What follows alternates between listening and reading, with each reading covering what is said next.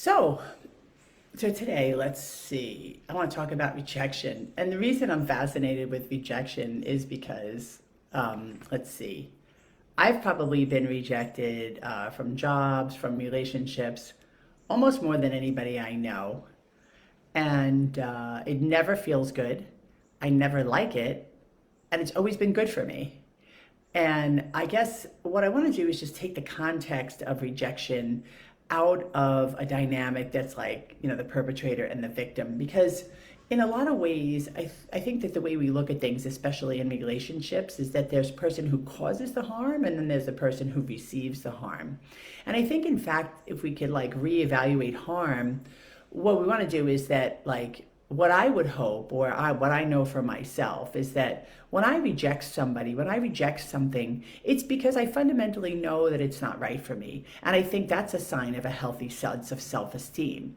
Like if I'm in a relationship with you and it's not meeting my needs, and, I keep arguing like, well, I don't want to break up with him because, he's really good in bed and who am I going to have dinner with? Or when in reality, the long-term needs of the relationships are not being met. To me, the best thing to do is to reject the person. The best thing to do is to move away from the person, because then what I'm doing is I'm saying, hey, this isn't quite right for me, and I'm going to assume it's also not the best thing for you. And by moving away from it, I'm creating space where you can go find someone who does love everything about you. And I don't think people think rejection through that much.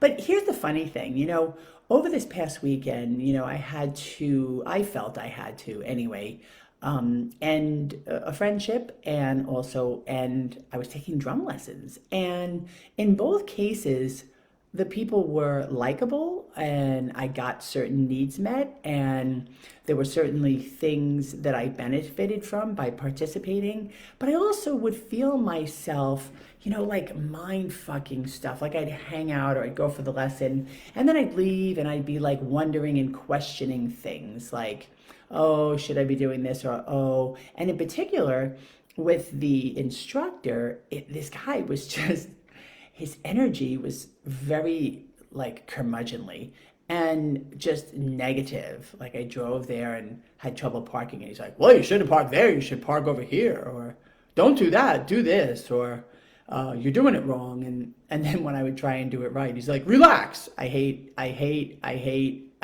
being told to relax. It's just one of those things. I'm sure you can see why.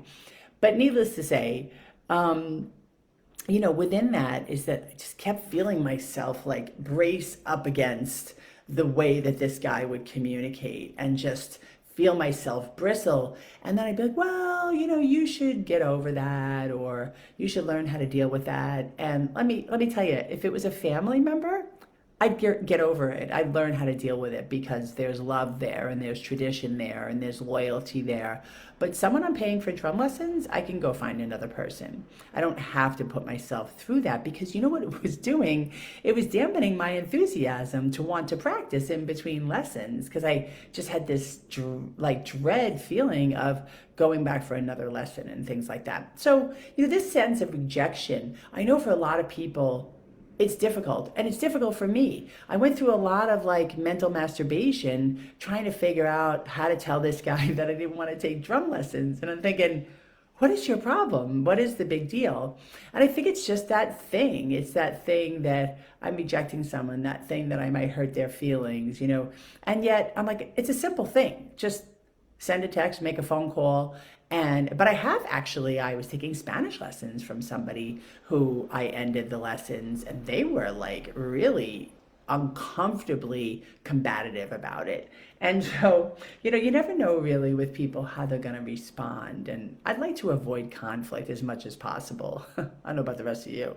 But so anyway, rejection is not easy. Rejection is not different. It doesn't feel good. And what I'm trying to assert is that it doesn't feel good for the person on the receiving end. And it also sometimes doesn't feel good for the person on the giving end.